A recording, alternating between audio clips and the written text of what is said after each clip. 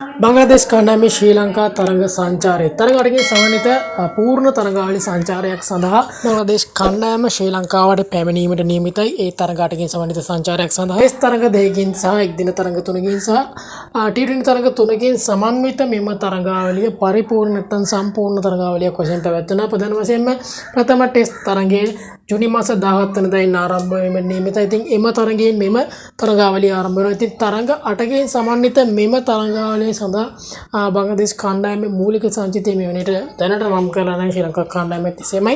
ඉතින් ප්‍රධාන වශයෙන්ම ප්‍රථම ටෙස්ට් තරඟය පිළිබඳව අවධානය යොමු කරද්දී ප්‍රථම ටෙස්ට් තරඟයත් ආරම්භ වෙන නියමිත වෙන්නේ ගාල්ල ජාත්‍යන්තර ක්‍රිකට් ක්‍රීඩාංගණයේදී ජුනි මාස 17 වෙනිදා ආරම්භ වන ප්‍රථම ටෙස්ට් තරඟයේ ජූනි මාස 21 වෙනිදා තෙක් පැවැත්වීම නියමිතයි. ඉතින් අනතුරුව දෙවන ටෙස්ට් තරඟය මේදී ප්‍රධාන වෙනස්කමක් සිදු කරලා තියෙනවා. SSC පිටියට කලකට පසු ටෙස්ට් තරඟයක් පැවැත්වෙනවා. ඉතින් එය දෙවැනි තරඟය ලෙස ජුනි මාස 25 වෙනිදා සිට ජුනි මාස 29 වෙනිදා තෙක් පවතිනවා.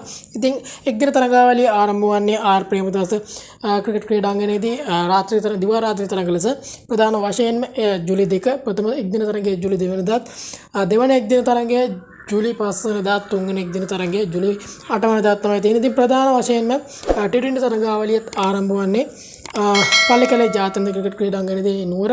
ඉතින් ප්‍රධාන වශයෙන්ම ප්‍රථම තරඟයේ ජූලි 10ත් දෙවන තරඟයේ ජූලි 13ත් වගේ තමයි පැවැත්වීමට තියෙන්නේ. ඉතින් තරඟ තුනකේ සමන්විත टी20 තරඟාවලිය රාත්‍රී තරඟ තමයි පැවැත්වීමේ නියමිතව පවතින්නේ. ඉතින් දිනෙන් දින වෙනස් ක්‍රිකට් ලෝකයේ නවතම තොරතුරු යාවත් කළ වීමට සහ බංග්ලාදේශ ක්‍රිකට් තරඟ මාලාවේ සියලුම තොරතුරු යාවත් කළ වීම සඳහා අපගේ නිල YouTube channel එක subscribe කරලා bell icon එක click කරලා all දාලා තියාගන්න කියලා හැමෝගෙම ඉල්ලා සිටිනවා.